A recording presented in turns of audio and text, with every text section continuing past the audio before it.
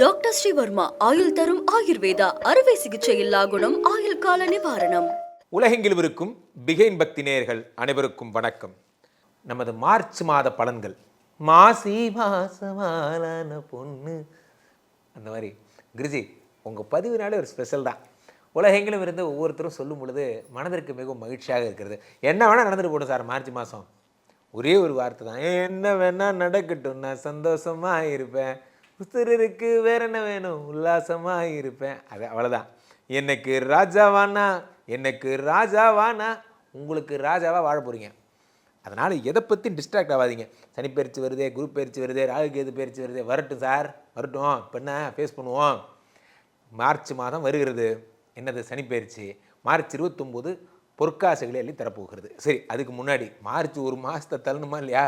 So March 1லிருந்து 29 வரை சனி பயிற்சி வரைன்னு கூட வச்சுக்கலாம். எப்படி இருக்கும் இந்த மார்ச் மாதம்?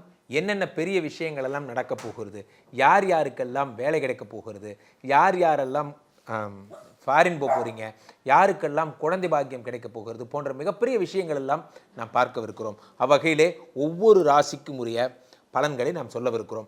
இந்த மாசி மாதத்தில் மட்டும்தான் மீன ராசியிலே சூரியன் மற்றும் சனி ஒன்றும் வரல. மார்ச் 29 சூரியன், ராகு, சுக்கிரன், புதன் என்ற 4 ஏற்கனவே ஐவர் கூட்டணியில் 4 ரெடி ஆயிட்டாங்க. மீனத்திலே எழுந்தருளுகிறார்கள். நமக்கு என்னவெல்லாம் செய்ய போகிறார்கள் என்பதை பார்த்து விடலாம்.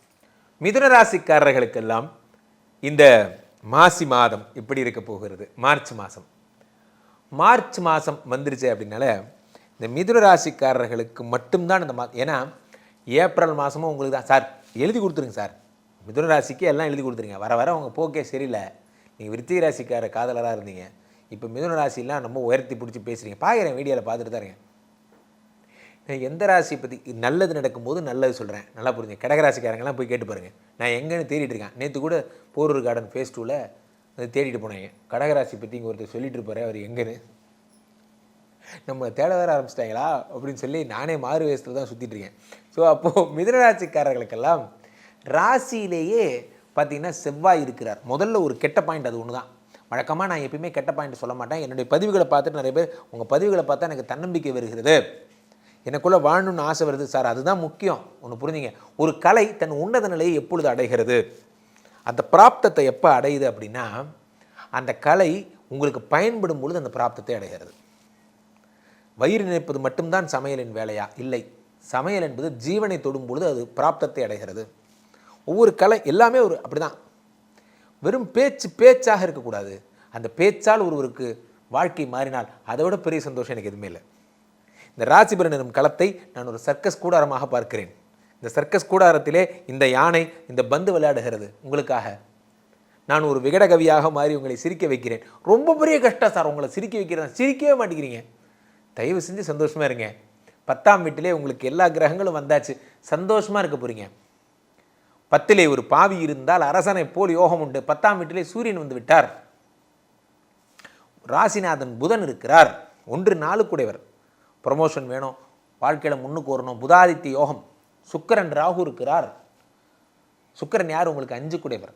ராகுவோட சம்மந்தப்பட்டிருக்கு. அங்கே தான் ப்ராப்ளம். ஸோ உங்களுடைய நட்பு வட்டாரத்தை பாருங்கள் சார். நீங்கள் நிறைய விஷயங்கள் நீங்கள் நான் சொல்கிறதுல இருக்க மைன்யூட் திங்ஸ் எல்லாம் எடுத்து பாருங்கள். இது என் சொந்த வாழ்க்கையிலேருந்து சொன்னதாக கூட இருக்கலாம். நல்லா புரிஞ்சுங்க. ஒரு விஷயம் என்ன அப்படின்னா, உங்களை டிஸ்ட்ராக்ட் பண்ணுற விஷயத்தெல்லாம் ஒதுக்கி வச்சுருங்க. ஏதாவது ஒரு விஷயம் உங்களை டிஸ்ட்ராக்ட் பண்ண, நிறைய ஆன்லைன் வரேன், ஒதுக்கிடுங்க. இனிமேல் வேண்டாம் சார். நான் கடைசியாக தொலைக்காட்சி பார்த்து 1 வருடம் ஆகுது. ஒரு நாள் நான் வாட்ஸ்அப் என் நேயர்களுக்கு, என்னோடய ரசிகர்களுக்கு தெரியும், இன்னிலிருந்து நான் தொலைக்காட்சி பார்ப்பதை நிறுத்திவிட்டேன்னு போட்டேன். அதோடு நிறுத்தினேன் சார், நான் பார்க்குறதே இல்லை. உங்களை டிஸ்ட்ராக்ட் பண்ணுற விஷயங்களை குறைச்சிக்கோங்க.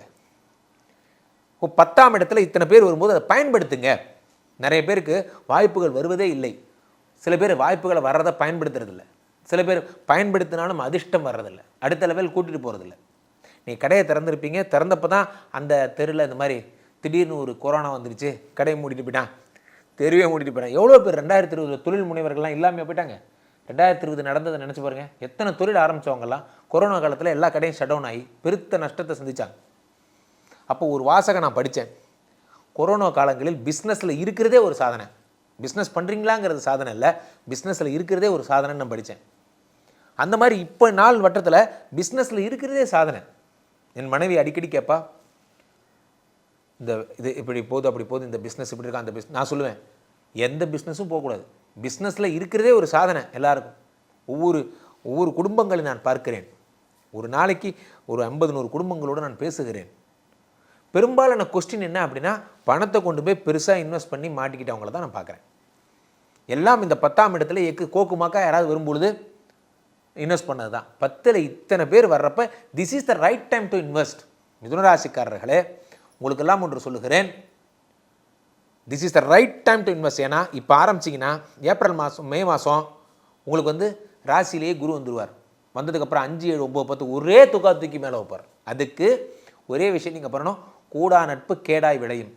கூடா நட்பு கேடாய் விளையும். நட்பு என்னைக்கு நல்லபடியாக வச்சுக்கிறீங்களோ அன்னைக்கு நாள் தான் உங்களுக்கு வாழ்க்கையில் வெளிச்சம்.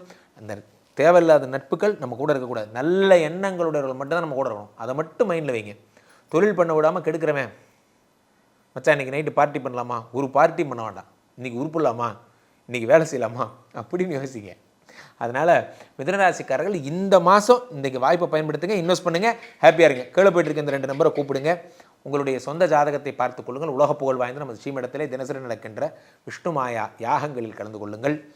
மாதிரி மார்ச் 29 நடக்கின்ற மகா சனீஸ்வர யாகத்தில் அனைவரும் கலந்து கொள்ள வேண்டும். உங்களை அனைவரையும் வருக வருக என்று அழைக்கிறோம். மீண்டும் ஒரு நல்ல பதிவில் சந்திப்போம். நன்றி, வணக்கம்.